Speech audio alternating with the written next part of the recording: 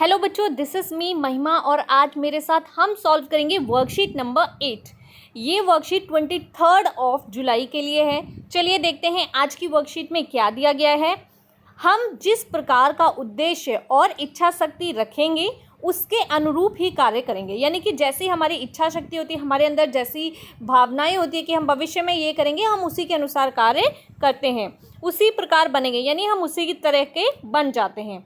हमें उपयोगी बनना है, ये दिखावा करने वाले जीवन को अपनाना है, ये हमारे ऊपर निर्भर करता है। यानी कि हम ऐसा जीवन जीना चाहते हैं जिसमें हमें सिर्फ दिखावा करना है, या हम ऐसा जीवन जीना चाहते हैं जिसमें हमें कुछ करके दिखाना है। ये कौन डिसाइड करेगा? ये हम स्वयं डिसाइड करते हैं।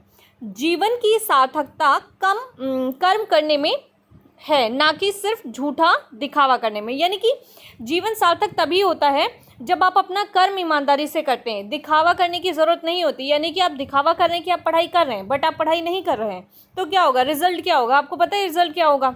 ठीक है, तो दिखावा करने का कोई फ़ायदा नहीं होता है। सच्चा जीवन वही होता है जिसमें हम अपना कर्म ईमानदारी से करते हैं। और जैसे अभी आपका कर्म क्या है? ईमानदारी से शिक्षा ग्रहण करना, यानी पढ़ाई करना। श्रम और शक्ति का सही प्रयोग करके ही हम सभी अपने और दूसरे के जीवन को सुखी और सुंदर बना सकते हैं। श्रम मीन्स होता है मेहनत, और शक्ति आप जानते ही हैं। तो श्रम और शक्ति, अगर हम अपनी शक्ति को और अपने मेहनत को, दोनों को सही से यूज़ करेंगे तो हम क्या कर सकते हैं? तो हम एक बहुत ही अच्छी लाइफ स्पेंड कर सकते हैं भविष्य में। कुछ इसी तरह का भाव लिए हुए यह कविता है। यानी कि ये जो कविता हम पढ़ने जा रहे हैं, इस कविता में भी इसी प्रकार के कुछ भाव दिए गए हैं।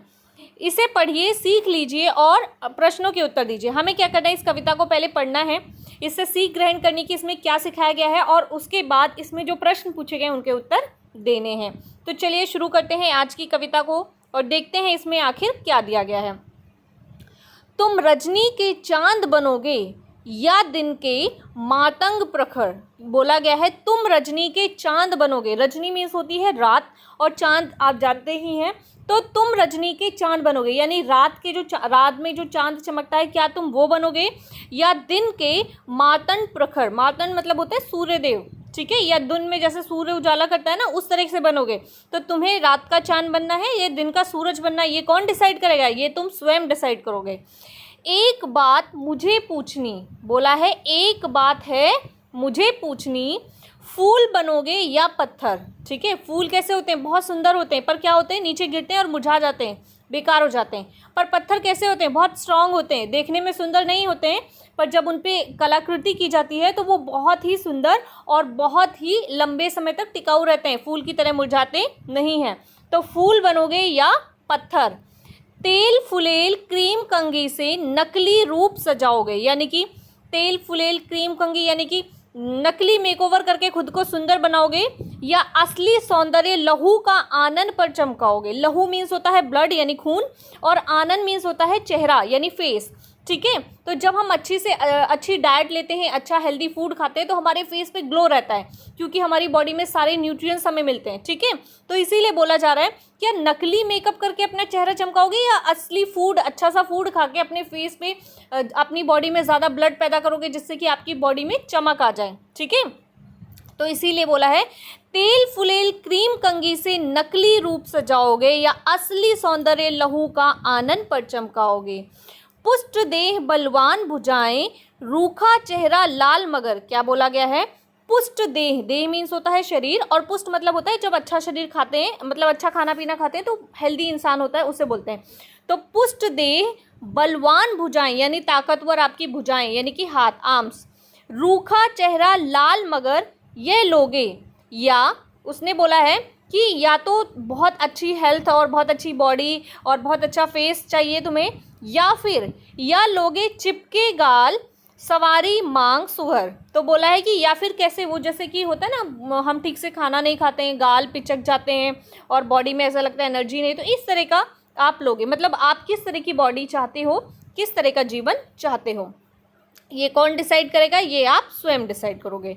जीवन का वन नहीं सजा जाता कागज के फूलों से। जीवन का वन नहीं सजा जाता कागज के फूलों से, यानी कि जो आपकी लाइफ है उसको डुप्लीकेट चीज़ों से नहीं सजा सकते हैं।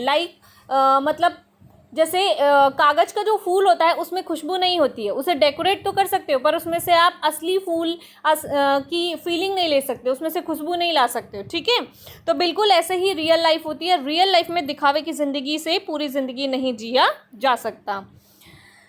अच्छा है दो पार्ट इसे जीवित बलवान बबूलों से, अच्छा है दो पार्ट इसे, बोला है पार्ट मतलब ढक देना, अच्छा है दो पार्ट इसे जीवित बलवान बबूलों से। बबूल आपको पता है ऐसा पेड़ होता है जिसमें कांटे होते हैं, ठीक है। चाहे जितना घाट सजाओ लेकिन पानी मरा हुआ कभी नहीं होगा निर्झर सा, बोला है चाहे जितना घाट सजाओ, घाट मतलब जैसे नदी का किनारा जो होता है जहाँ से पानी लेते हैं, बोलते हैं ना तो उसे या पनघट आपने देखा है, तो घाट मतलब जिस जगह से पानी लिया जाता है, किनारे वाला हिस्सा जो होता है उसे घाट बोलते हैं। तो बोला है कि नदी के किनारे के हिस्से को चाहे जितना घाट सजाओ, यानी कि जैसे तालाब हो गया या फिर कुआं हो गया, उसके किनारे की जो एरिया उसको बहुत अच्छे से डेकोरेट कर दिया, तो चाहे जितना घाट को चाहे कितना सजा लो लेकिन पानी मरा हुआ कभी नहीं होगा निर्झर सा। यदि उसका अंदर का पानी जो है वह स्वच्छ जल नहीं है तो आप कितना भी उसके घाट को डेकोरेट कर लो कोई फ़ायदा नहीं है, क्योंकि वो पानी जो है वो पीने लायक नहीं होगा, ठीक है। वो पानी जो है वो पीने लायक नहीं होगा, ठीक है। स्वस्थ और गति भरा हुआ, स्वस्थ और गति भरा हुआ यानी कि जो चलता हुआ पानी होता है उसको स्वस्थ और गति भरा, गति मतलब होता है वेग से, यानी प्रेशर से जो आगे की तरफ पानी बढ़ता है उसको साफ पानी समझा जाता है। आपने देखा है नदी का पानी या झरनों का पानी बहता हुआ होता है इसलिए उसको पिया जाता है, ठीक है। और जो तालाब का पानी या कुएं का पानी होता है वो रुका हुआ होता है तो उसको फिल्टर करके पिया जाता है, अदरवाइज नहीं पिया जाता। क्यों नहीं पिया जाता? क्योंकि वो एक जगह पे स्टेबल रहता है और स्टेबल रहने की वजह से क्या होता है वो सड़ जाता है, बेकार हो जाता है, इसलिए उसको स्वच्छ जल नहीं माना जाता। जबकि जो बहता हुआ पानी होता है नदी या झरनों का उसे स्वच्छ जल माना जाता है। क्यों? क्योंकि वो गति से यानी प्रेशर से आगे बढ़ता है और अपनी गंदगी को छोड़ते हुए पानी साफ होता जाता है, इसीलिए कहा गया है कभी नहीं होगा निर्झर सा, स्वस्थ और गति भरा हुआ, ठीक है। यानी कि बेसिकली ये कहने की कोशिश की गई है पोयम में कि आप दिखावे की लाइफ कितनी भी कोशिश कर लो उसे अच्छा बनाने की, पर वो डुप्लीकेट लाइफ डुप्लीकेट ही रहती है और रियलिटी में आपको जीना है तो रियलिटी को फेस करना चाहिए और अपनी असल ज़िंदगी में मेहनत करनी चाहिए, ठीक है। दिखावे की ज़िंदगी को नहीं जीना चाहिए। यानी कि जैसे एक एग्जाम्पल मैं आपको बता रही हूँ, जैसे कि अगर आप सोचते हो कि मुझे सुंदर होना है, ठीक है, और सुंदर होने के लिए अपने फेस पे फेस वॉश लगा लिया, क्रीम लगा ली और बहुत सारे मटेरियल्स यूज़ कर लिए, मैंने पाउडर भी लगा लिया, क्रीम भी लगा लिया, ठीक है, ये सोच के कि शायद मैं सुंदर लगूं, ठीक है। पर आप क्या पता आप सुंदर लग भी सकते हो, बट क्या वो नेचुरल सुंदरता होगी? नहीं। जैसे ही क्रीम पाउडर आपके फेस का उतरेगा और आप बिल्कुल बेकार लगने लगोगे। तो नेचुरल ब्यूटी क्या होती है? अगर आप अच्छी डाइट लेते हो, आप बहुत अच्छे से पानी पियोगे और अच्छी डाइट लोगे, हरी सब्जियां खाओगे, फ्रूट्स खाओगे, तो क्या होगा? आपकी बॉडी के अंदर ब्लड सर्कुलेशन अच्छा होगा, ब्लड अच्छा होगा और आपके सारे न्यूट्रिएंट्स पूरे होंगे, जिसकी वजह से आपके फेस पे नेचुरल ग्लो आएगा और वो नेचुरल ग्लो जो है वो आपको सुंदर बनाएगा। उसमें आपको किसी भी क्रीम की, पाउडर की ज़रूरत नहीं पड़ेगी। तो यही इस पोएम में कहने की कोशिश की गई है कि हमें दिखावे की ज़िंदगी नहीं जीनी है बल्कि असल ज़िंदगी में मेहनत करनी है और असल ज़िंदगी को बेहतर बनाना है। तो ये थी हमारी आज की पोएम। चलिए इस पर बेस्ड क्वेश्चंस देख लेते हैं कि इस पर बेस्ड हमसे क्या क्या क्वेश्चंस पूछे गए हैं। आज का फर्स्ट क्वेश्चन है, निम्नलिखित शब्दों का पर्यायवाची चित्रों की सहायता से लिखिए। ठीक है, आपको पर्यायवाची लिखने हैं। पर्यायवाची मतलब जिनके सेम मीनिंग होते हैं, ठीक है। तो आपको बोला गया है रजनी, मातंग, आनंद और लहू, ये 4 शब्द हैं, इनकी पिक्चर बनाई हुई है और आपको क्या करना है, इसका पर्यायवाची लिखना है। प्रश्न नंबर 2 देख लेते हैं, निर्भय और सुघर शब्दों से उपसर्ग और मूल शब्द को अलग अलग कीजिए। क्या करना है? उपसर्ग को अलग करना है और मूल शब्द को अलग करना है। एक एग्जाम्पल भी आपको दिया हुआ है, जैसे निर प्लस जीव, निर्जीव, ठीक है। प्रश्न नंबर 3 की बात करते हैं, कवि कौन सी बात पूछ रहा है, यानी कि इस पोएम में कवि कौन सी बात पूछ रहा है। क्वेश्चन नंबर 4 है, नकली रूप सजाने और संवारने के लिए लोग क्या क्या करते हैं। आज का 5वां प्रश्न है, निम्न पंक्तियों का भाव स्पष्ट कीजिए। आपको कुछ पंक्तियां दी हुई हैं और उनके भाव स्पष्ट करने यानी कि अर्थ बताना है। जीवन का वन नहीं सजा जाता कागज के फूलों से, अच्छा है 2 पार्ट से जीवित बलवान बबूलों से। तो ये है आज का 5वां प्रश्न। साथ में कुछ करिए में आपको एक गतिविधि दी गई है जो कि आपको रिटर्न में नहीं करना, ओरल करना है। इसी तरह की कोई अन्य कविता रिकॉर्ड करके विद्यालय समूह में भेजिए। आज अभी इस टाइम में तो पॉसिबल क्या है कि आपको भेज ही सकते हो, आप सुना तो सकते नहीं हो, पहले सुनाते थे। तो इस तरीके से कोई एक ऐसी कविता आपको रिकॉर्ड करनी है खुद बोलकर और उसे अपनी क्लास में ग्रुप में सेंड करनी है। तो ये तो आपका ओरल हो गया। चलिए अब शुरू करते हैं इन सभी प्रश्नों के उत्तर। तो आज का पहला प्रश्न है, निम्नलिखित शब्दों के पर्यायवाची चित्रों की सहायता से लिखिए। ठीक है, आपको क्या करना है, चित्रों की सहायता से पर्यायवाची लिखने। मैंने चित्र डेकोरेट नहीं किया, आप चित्र भी डेकोरेट कर सकते हैं। तो प्रश्न है आपका, निम्नलिखित शब्दों के पर्यायवाची लिखने हैं। रजनी यानी रात, तो इसका पर्यायवाची है निशा। मातंड यानी कि सूर्य। आनंद मुख या चेहरा। लहू रक्त। ठीक है, अब बात करते हैं प्रश्न नंबर 2 की। क्वेश्चन नंबर 2 है, निर्भर और सुघर शब्दों की से उपसर्ग और मूल शब्द को अलग अलग कीजिए।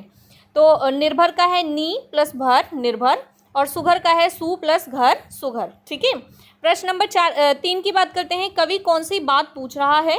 इसका उत्तर है, कवि पूछ रहा है कि हमें उपयोगी और सार्थक बनना है या फिर दिखावा करने वाले जीवन को अपनाना है। ये कौन डिसाइड करेगा? हम डिसाइड करेंगे। तो कवि यही पूछ रहा है। प्रश्न नंबर 4 की बात करते हैं। नकली रूप सजाने और संवारने के लिए लोग क्या क्या करते हैं? तो इसका उत्तर है, नकली रूप सजाने और संवारने के लिए लोग अलग अलग प्रकार के क्रीम, तेल आदि का प्रयोग करते हैं। अब हम बात करते हैं आज के अंतिम प्रश्न की। निम्न पंक्तियों का भाव स्पष्ट कीजिए। जीवन का वन नहीं सजा जाता कागज के फूलों से, अच्छा है दो पाट इसे जीवित बलवान बबूलों से। ठीक है, तो इसका उत्तर है, इन पंक्तियों का अर्थ है कि झूठी व दिखावे की जिंदगी को अपनाकर जीना संभव नहीं होता। मनुष्य को अपने जीवन में सच्चाई व संघर्ष का सामना वास्तव में करना पड़ता है। जैसे कागज के फूलों से खुशबू नहीं आती, उसी प्रकार दिखावटी जिंदगी जी नहीं जा सकती। ठीक है, तो ये है हमारे आज के सभी 5 प्रश्न और उनके उत्तर। आई होप आपको समझ में आए होंगे। यदि आपको समझ में आया, वीडियो को लाइक करना है, शेयर करना है और चैनल को सब्सक्राइब करना है।